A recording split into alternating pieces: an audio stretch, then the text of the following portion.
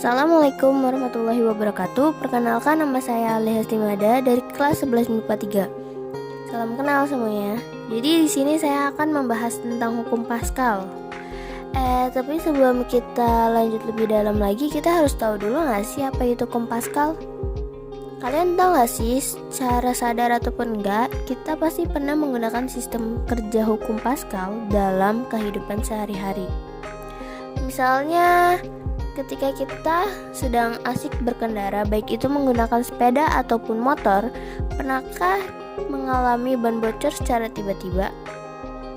Jika hal itu terjadi, pasti kita segera mendorong kendaraannya menuju ke tukang tambal ban dong. Namun, bagaimana jika yang bocor adalah ban mobil? Apakah kita juga akan mendorong mobil tersebut menuju tukang tambal ban terdekat? Tentu saja tidak dong. Karena berat sekali, apalagi jika sendirian. Nah, untuk mengantisipasi hal tersebut, biasanya di dalam mobil akan disediakan sebuah ban pengganti beserta dongkrak hidrolik. Yap, dongkrak hidrolik. Itu alat khusus yang dapat digunakan untuk mengangkat bagian mobil tertentu. Salah satunya adalah ban.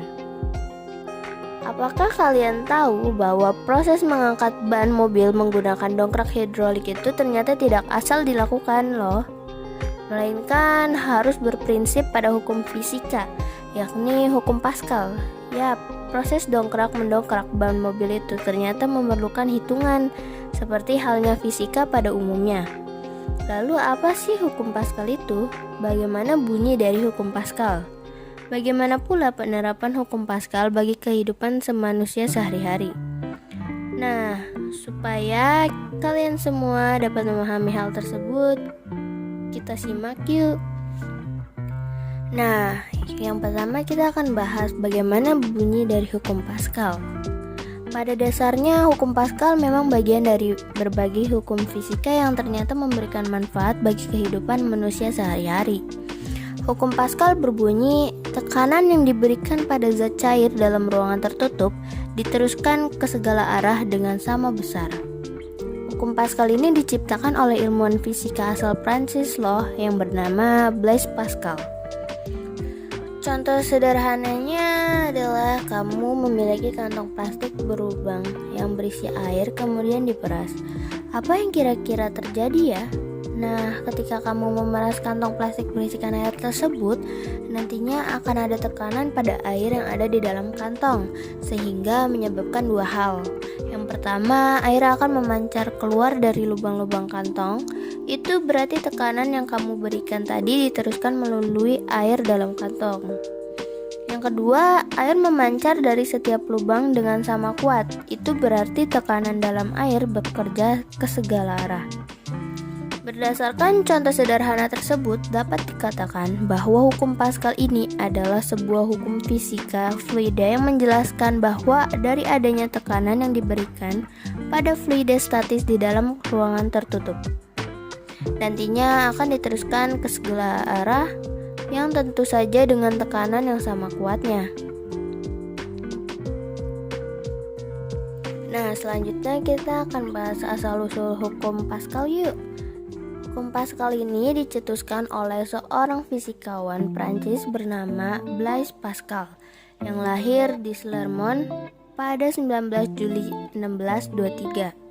Sebenarnya Blaise Pascal itu tidak hanya seorang fisikawan saja, tetapi juga seorang ahli filsafat dan teologi. Namun dirinya sangat menyukai hal-hal di bidang ilmu matematika dan fisika, terutama pada hal geometri proyektif, yang kemudian mengantarkannya menjadi ahli di bidang fisika mekanika fluida, terutama yang berhubungan dengan tekanan dan gaya. Terlebih lagi, ketika berumur 18 tahun, Pascal mampu menciptakan kalkulator digital pertama di dunia loh. Pascal menghabiskan waktunya dengan bermain dan melakukan eksperimen, bahkan selama pengobatan kanker yang tengah dideritanya. Hukum Pascal ini ditemukan ketika dirinya tengah bereksperimen bermain-main dengan air. Kala itu, Pascal tengah melakukan percobaan tentang air dan menyatakan bahwa air akan keluar lebih deras dan lebih jauh melalui lubang pada wadah yang permukaan atasnya terbuka apabila dibandingkan dengan wadah yang permukaan atasnya tertutup. Nah, Hal itu yang menyebabkan tekanan air menjadi lebih besar daripada wadah yang terbuka. Selanjutnya kita akan membahas rumus hukum Pascal. Pada dasarnya, hukum Pascal adalah sebuah prinsip kerja yang memiliki keterkaitan antara tekanan yang disebabkan oleh zat cair dalam ruang tertutup. Hukum Pascal ini menggambarkan bahwa setiap kenaikan tekanan pada permukaan fluida harus diteruskan ke segala arah fluida tersebut. Hukum Pascal memang hanya diterapkan pada fluida. Hukum Pascal memang hanya diterapkan pada fluida, terutama fluida cair saja. Perlu diketahui bahwa fluida adalah zat yang mudah mengalir, seperti zat cair dan gas. By the way, sedikit info saja ya. Fluida adalah semua zat yang bisa mengalir. Zat yang dapat mengalir ini tentu saja memiliki kemampuan membentuk sesuai dengan wadah yang menampungnya. Misalkan zat cair tersebut ditampung di sebuah wadah ember, maka akan membentuk layaknya ember tersebut. Perlu diketahui juga bahwa atom-atom dan molekul fluida itu bergerak secara bebas. Dalam hal ini, fluida memiliki beberapa jenis, yakni fluida statis dan fluida dinamik. Berikutnya kita akan membahas tentang rumus hukum Pascal. Nah, berikut ini adalah penjabaran hukum Pascal jika diterapkan dalam sebuah bejana tertutup berbentuk U. Nah, kita lihat gambar bejana berbentuk U yang tertutup. Nah, dalam gambar tersebut terdapat keterangan. Yang pertama, P1 yaitu tekanan pada penghisap pertama dengan satuan N per M kuadrat. Selanjutnya, P2 yaitu tekanan pada penghisap kedua dengan satuan N per M kuadrat. Lalu ada F1 yaitu gaya pada penghisap pertama dengan satuan Newton. Lalu ada lagi F2 yaitu gaya pada penghisap kedua dengan satuan Newton. A1 yaitu luas pada penghisap pertama dengan satuan meter kuadrat. Selanjutnya yang terakhir ada A2 yaitu luas pada penghisap kedua dengan satuan meter kuadrat. Nah, jika kalian perhatikan kembali gambar bejana tertutup berbentuk U itu, maka akan terlihat bahwa terdapat dua penampang penghisap. Misalkan luas penampang penghisap pertama adalah A1, sementara luas penampang penghisap 2 adalah A2. Maka keduanya akan menjadi A1 lebih kecil daripada A2. Apalagi jika penghisap 1 diberi gaya ke bawah, maka zat cair yang berada di dalam bejana tersebut akan mengalami tekanan menjadi F1 per A1. Berdasarkan hukum Pascal, tekanan nantinya akan diteruskan ke segala arah dengan sama besarnya dengan penghisap 2. Jadi penghisap 2 dengan luas penampang A2 akan menerima tekanan P1.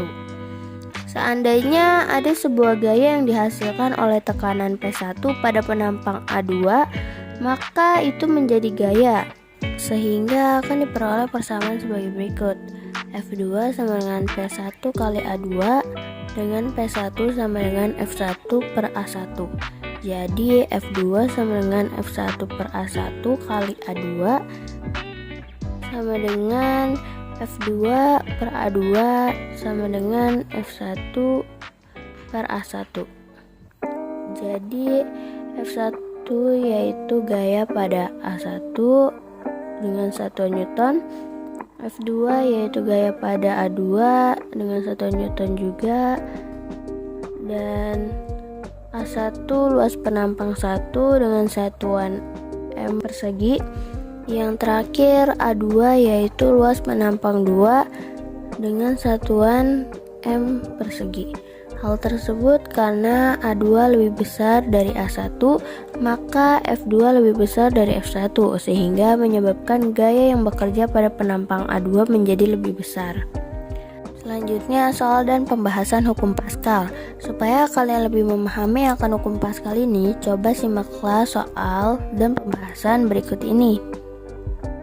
Terdapat sebuah pengangkat hidrolik yang memiliki dua penghisap dengan luas penampang masing-masing A1 sama dengan 100 cm persegi dan A2 sama dengan 2000 cm persegi. Berapakah besar gaya minimal F yang harus diberikan pada penampang A1 agar mobil dengan berat 15.000 Newton dapat terangkat? Lalu pembahasannya diketahui bahwa A1 sama dengan 100 cm persegi, A2 sama dengan 2000 cm persegi, dan W sama dengan F2 yaitu 15.000 Newton. Jika diterapkan menggunakan prinsip kerja hukum Pascal, maka akan menjadi P1 sama dengan P2, F1 per A1 sama dengan F2 per A2, F1 sama dengan F2 per A2 kali F2, yaitu 100 cm persegi per 2000 cm persegi dikali 15.000 Newton. Hasilnya 750 Newton. Jadi gaya minimal yang diperlukan untuk mengangkat mobil tersebut adalah 750 Newton. Nah, yang terakhir ada manfaat hukum Pascal dalam kehidupan manusia.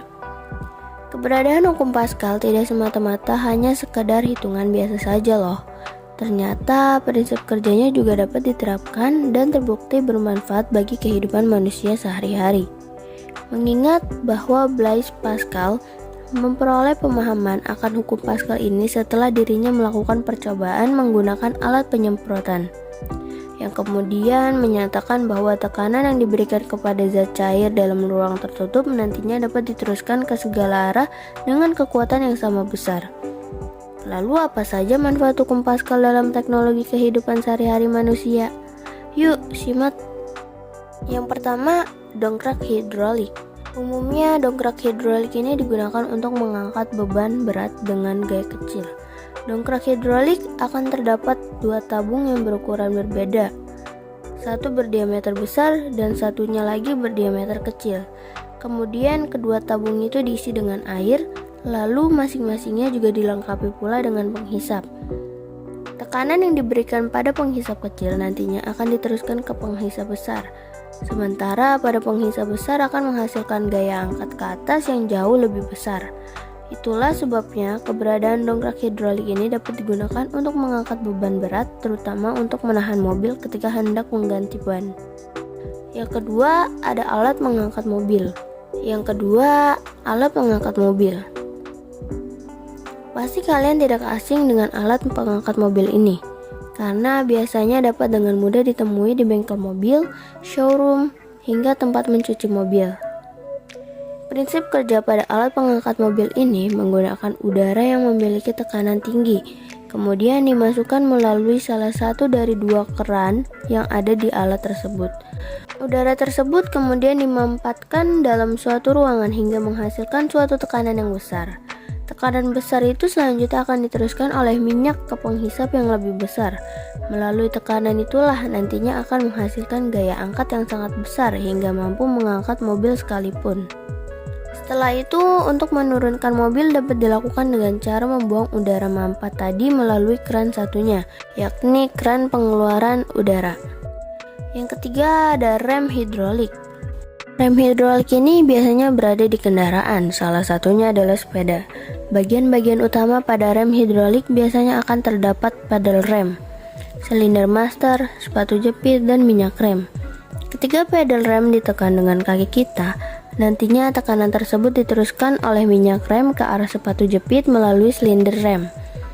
Dalam hal ini, silinder rem akan memiliki 4 buah silinder rem, dengan 2 bagian di depan dan 2 bagian lainnya di belakang. Hal ini disebabkan pula dengan luas penghisap silinder rem yang jauh lebih besar dibandingkan dengan luas penghisap silinder master. Nah, gimana nih materi yang tadi? Kita pasti udah paham banget kan apa itu hukum Pascal. Jadi cukup sekian penjelasan dari saya. Semoga bermanfaat untuk kalian semua. Mohon maaf apabila ada salah-salah kata. Terima kasih. Wassalamualaikum warahmatullahi wabarakatuh.